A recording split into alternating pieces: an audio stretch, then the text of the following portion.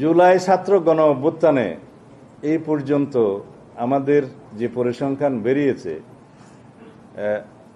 422 জন।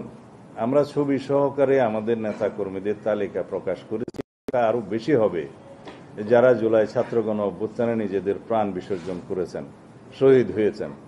দীর্ঘ 16 বছরের ফ্যাসিবাদ বিরোধী গণতান্ত্রিক আন্দোলনে বাংলাদেশ জাতীয়তাবাদী দলের যে ভূমিকা, যে সংগ্রাম, যে এখানে শুধু বিএনপি নয়, বাংলাদেশের ফ্যাসিবাদ বিরোধী গণতান্ত্রিক রাজনৈতিক দলগুলোর অবিরাম সংগ্রাম, আত্মত্যাগ, রক্তদানের মধ্য দিয়েই কন্টিনিউয়াসলি সেই রক্তের সোপানগুলো তৈরি হয়েছে।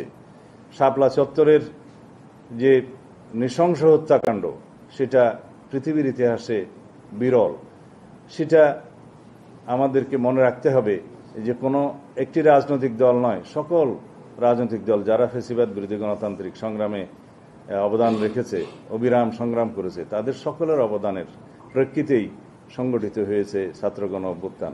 মাত্র 36 দিনের মধ্যে যদি আমরা মনে করি যে একটা ফ্যাসিবাদী শক্তি বা ফ্যাসিস্ট শাসকদের পতন হয়েছে, সেটা সঠিক নয়। এটা হচ্ছে পরিণতি।